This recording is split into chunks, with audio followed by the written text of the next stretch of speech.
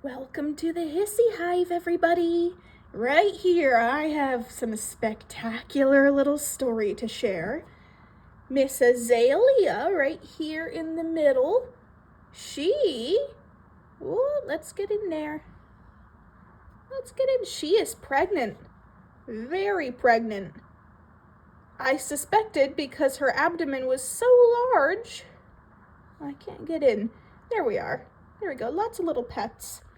Her abdomen was very, very, very tall and large, and I posted it on the Hissing Cockroach subreddit. Is she pregnant? Everyone says she is very, very, very pregnant, and I'm so excited to have little Jasmine rice. Their little nymphs, when they first are born, look like little Jasmine rice with eyes. It's adorable.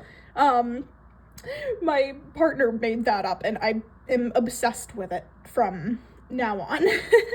But what's funny is she, as a soon-to-be mother, is hanging around the three youngest hissies. Here Azalea is being a mother figure and sitting next to Rusa, who is young, and Santani, who is young. Come on, it's hard to have depth perception holding my phone. But Santani's here. And then this little, there's Nala.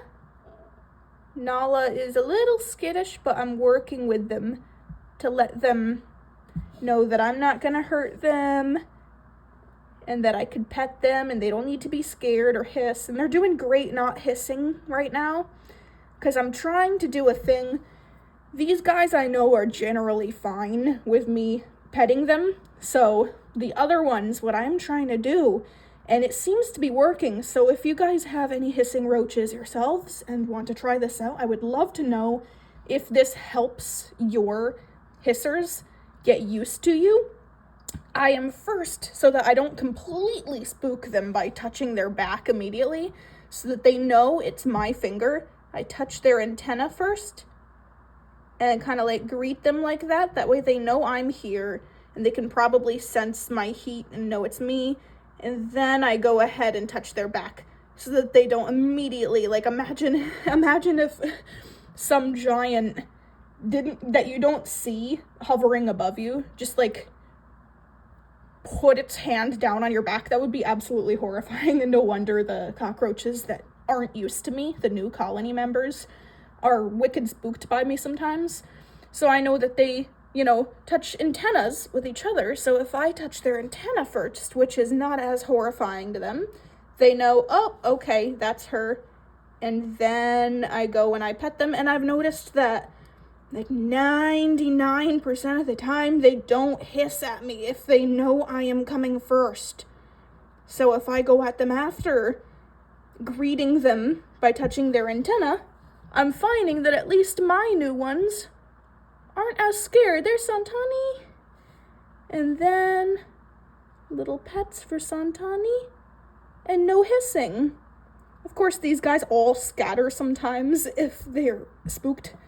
And then Nala, I was already just petting, so she knows I'm here. But they're doing really good. I'm very, very happy to see them growing and having a good time, learning to trust. And then there's Mama, either because she's so old and she can't hiss, or she's just the one that I've always handled the most and she trusts me. She does not need any kind of warning. She does not try to run. She's not scared. She can still walk around and climb the rocks, so I take it that since she can, she's not in a space where she's like desperately, like she doesn't want to get away. I carry her around. I love her. She's very nice and calm. And I think she trusts me because she knows I've handled her enough. She knows I'm not a threat. The other ones? Let's see. Careful. This one really scared of me. Little touch on the antenna. And then gentle pat. She flinched a little, but no hissing. See, I know the hissing is very fun for a lot of people. I try not to really get mine to hiss, because I just ultimately see that means that they don't trust me and I'm spooking them, and I really just want each of them to be like my little friend. I want a little connection with each of them uniquely. If you understand, like, I'd rather them not hiss. I know it's fun to, show company that they're hissing cockroaches and stuff, but I feel very bad if they do hiss at me. I know that they hiss in communication for a multitude of reasons. I don't know if she is also pregnant. She might be. She might be. All right. Lots of little Jasmine rice on the way. I already started baby-proofing the tank, but I'm gonna have to do way more measures. Thank you guys for watching, and I'll see you later on the Hissy Hive. See you soon. Rusa! Rusa's so cute. I named her, I think that they should have grown into horns by now if they're male. I named Rusa because it meant either run or scurry in Swedish, and I loved the word. And I was really interested in like Swedish culture at the time of having Rusa. So she would always be the one running. She's so scared. She would always be so nervous of everything. I could never pick her up. But I thought she hated me until, I introduced the 9 new colony members so that Mama, Santani, and Rusa weren't so lonely. All of a sudden, now they have so much interaction, and they're not scared of me, and Rusa hasn't really run unless, like, I go to pick her up. But Santani's so cute. She has a little, like, I used to call the little white things next to her face a mustache. She looks like a little mustache cockroach.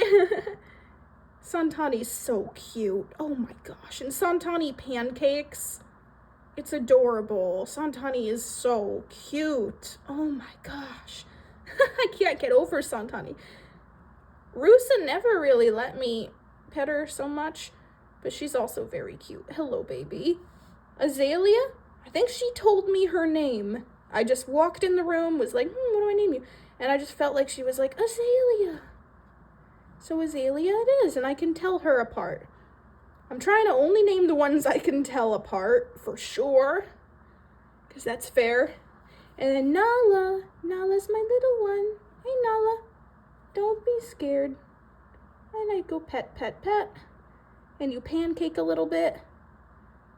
I don't like all the chemicals, so what I did to baby-proof the top, instead of Vaseline, I put a ring of organic coconut oil, which is also very slick, and they haven't been able to climb past that from my experience. So Vaseline might work better. I haven't tried it. I don't have it, but I just felt better with the very natural product, so that's what I'm using to baby-proof the top.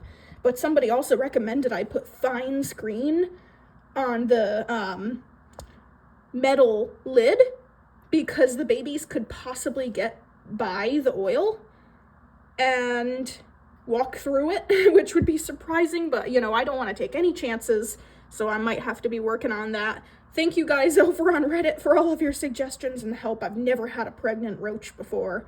You guys are very, very, very certain that she is ready.